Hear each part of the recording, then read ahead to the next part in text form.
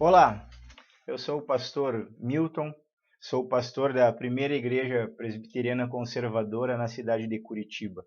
Eu quero compartilhar com você uma palavra do Evangelho.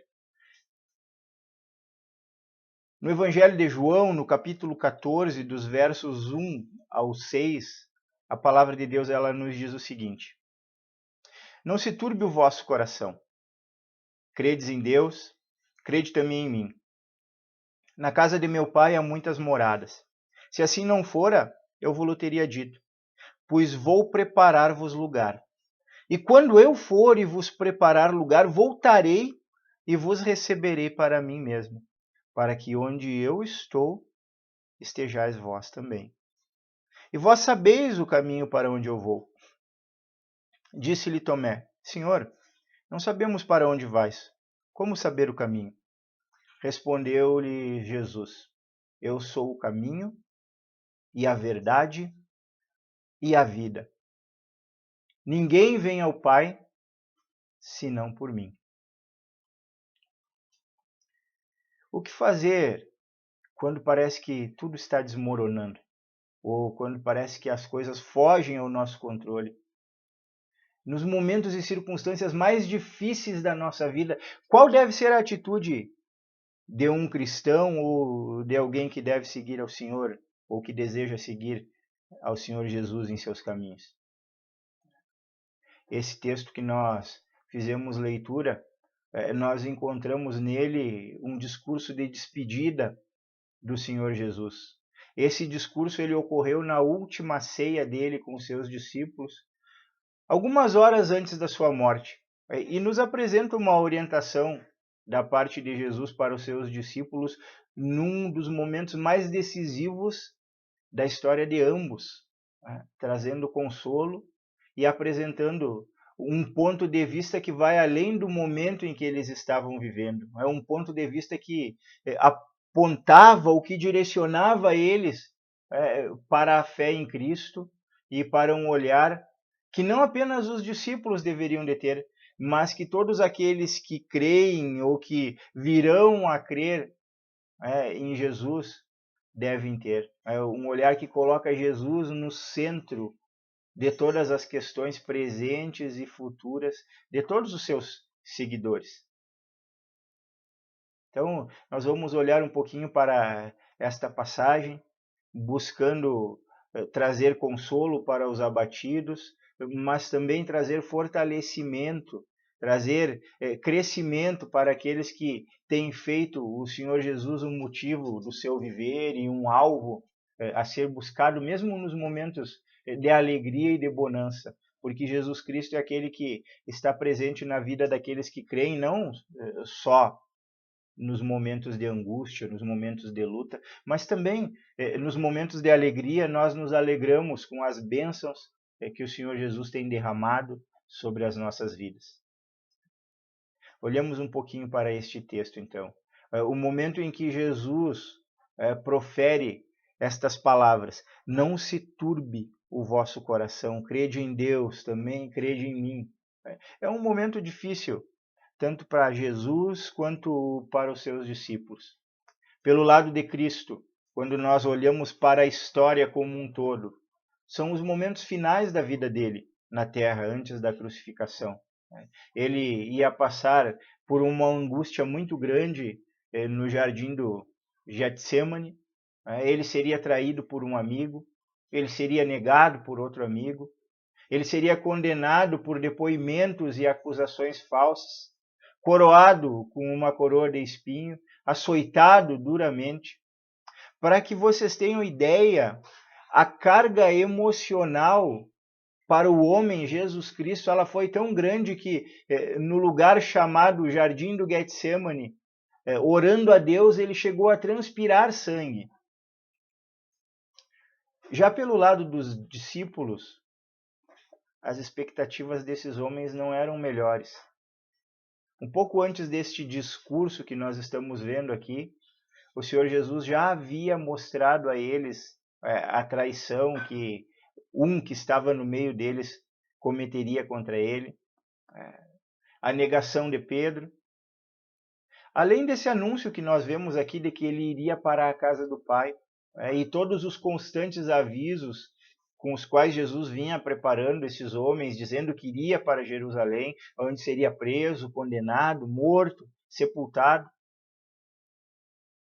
Coloquem-se no lugar desses homens. O homem que andou com eles e os ensinou durante aproximadamente 3 anos os deixaria. É o mestre amoroso, é o amigo.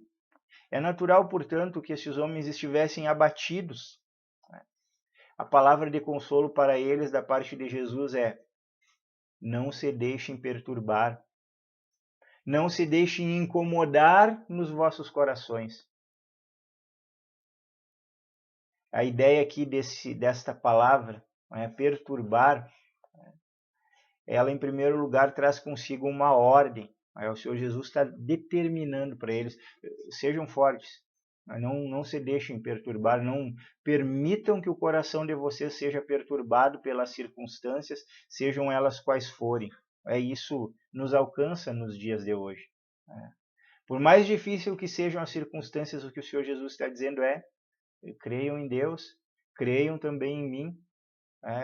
A ideia de crer aqui também expressa, da maneira como ela é colocada, uma fé no Senhor Jesus, nele, o depositar de uma confiança, de que mesmo nas circunstâncias difíceis, o Senhor estava providenciando algo para eles e o Senhor estava cuidando deles. E é nisso que nós fundamentamos a nossa fé, ainda nos dias de hoje, quando nós passamos por circunstâncias difíceis, como essa pandemia que nós estamos passando. Nós temos um Deus na pessoa de Cristo, na pessoa do seu Pai também, que cuidou de nós e que continua cuidando de nós. Cristo é aquele que morreu não em vão, mas que morreu pelo pecado, para que aqueles que crescem nele pudessem ser salvos dos seus pecados. Então nós podemos ter essa confiança. Aqueles homens que estavam sofrendo, de certa forma, eles se identificam conosco nos nossos sofrimentos. E aquele Cristo que estava cuidando deles é o mesmo Cristo que está cuidando de nós nos nossos dias. E quando nós olhamos para o motivo apontado pelo Senhor aqui, para que não se deixasse perturbar, para que eles ficassem confiantes no Senhor, ele vai além das dificuldades momentâneas e passageiras da vida, ele aponta para a eternidade, que é uma segurança que aqueles que creem em Deus têm. Nós não cremos em Deus apenas para esta vida. A vida não acaba aqui, a vida é eterna. Cristo diz aqui que ele estava indo para um lugar além do espaço, a casa do Pai. Aí Jesus já havia afirmado antes que eles não poderiam ser separados dele. A promessa é que prepararia lugar e que voltaria para buscá-los e recebê-los para si. A promessa aqui, uma coisa que nós precisamos notar, não é apenas de uma ida para o céu, é a promessa amorosa de estar com Cristo aonde ele está. Ou seja, o relacionamento destes homens era um relacionamento com Cristo, que providenciava para eles alegria, que providenciava paz, que providenciava amor, que providenciava comunhão. Independente do que os esperasse pela frente, eles não deveriam de ficar perturbados, porque no final eles estariam com Cristo. E essa é uma verdade que nós podemos viver hoje. Essa é uma verdade que aqueles que já estão em Cristo vivem.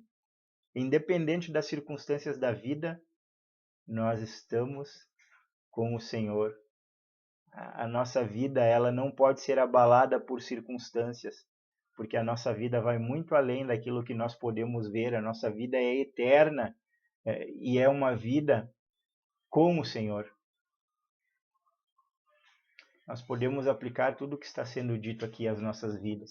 As palavras dirigidas por Jesus aos apóstolos podem ser consideradas por nós, diante de toda e qualquer circunstância.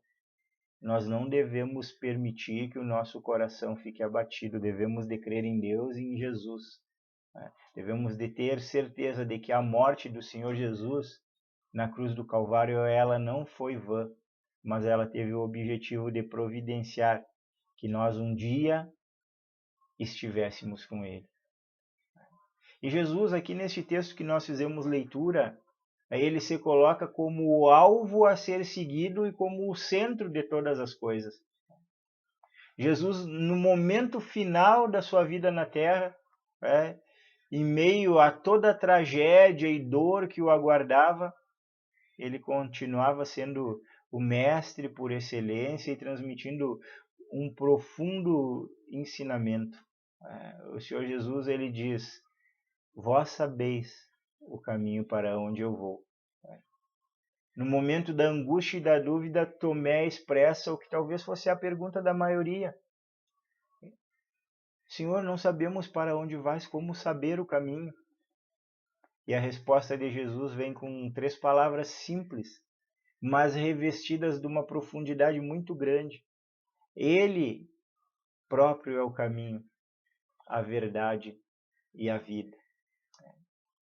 Jesus, ele se afirma como o caminho, e ao se afirmar como o caminho, aponta para a trajetória da vida dos discípulos. O que ele está dizendo? O caminho que vocês têm que seguir é a minha vida.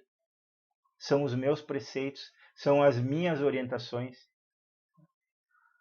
No decorrer do seu ministério na terra, com esses discípulos que ele estava falando agora, várias vezes o Senhor Jesus tinha falado a respeito desse caminho, dessa trajetória de vida que devia de ser seguida por aqueles que creem nele. Em alguns momentos ele apresentou essa trajetória como como uma porta estreita e um caminho apertado que deveria ser seguido pelos discípulos. Ele fala das dificuldades que os verdadeiros cristãos enfrentariam para serem fiéis a Deus. Em Lucas 14, dos versículos 26 e 27, ele apresenta o caminho como uma trajetória de autonegação e até de morte, se for necessário. Ou seja, o caminho que se chama Jesus, de uma certa forma, e olhado por um ponto de vista negativo, ser cristão na nossa caminhada, negarmos em alguns momentos, em algumas circunstâncias, a nós mesmos, as nossas vontades, aos nossos desejos, sempre que eles ferirem a palavra de Deus. No entanto, uma coisa que nós precisamos considerar é que o caminho chamado Jesus não tem apenas aspectos negativos. Porque foi o próprio Senhor Jesus, em Mateus capítulo 11, dos versículos 28 ao 30, que chamou a si aqueles que estavam cansados, sobrecarregados, e prometeu alívio para eles. Jesus prometeu a sua paz aos discípulos. E Paulo, escrevendo aos Filipenses, no capítulo 4, verso 7, ele afirma que a paz que excede o entendimento guardaria o coração e a mente daqueles que são servos de Deus. Cristo promete em João 14,16 enviar um outro Consolador, o Espírito Santo, para estar sempre com seus discípulos. Portanto, nós podemos chegar à conclusão de que o caminho chamado Jesus, ele também é um caminho de força, de fé, de consolo, de esperança. E é um caminho que, pelo fato do Senhor Jesus ter prometido para nós, que não nos deixaria sós, mas que nos enviaria um outro Consolador, ele nunca é um caminho que é percorrido solitariamente pelos cristãos, mas um caminho acompanhado por Deus, um caminho de fé, um caminho de esperança. É necessário que nós olhemos para Jesus como o caminho. Olhemos para ele de uma maneira equilibrada. O caminho ele é estreito e de autonegação, mas é um caminho de alívio, de paz, de consolo, para que não erremos olhando para extremos. Tem que abrir mão de tudo. Mas é difícil. Não, teremos que abrir mão de algumas coisas para servir a Jesus. Essa é a verdade. Mas é um caminho de paz. É um caminho de alívio para a vida daqueles que estão sofrendo. É um caminho de esperança. É um caminho de alegria mesmo em meio às tribulações. Jesus também ele diz que ele é a verdade. Jesus Cristo, ele é o verbo de Deus que se fez carne. É a palavra de Deus que se tornou homem.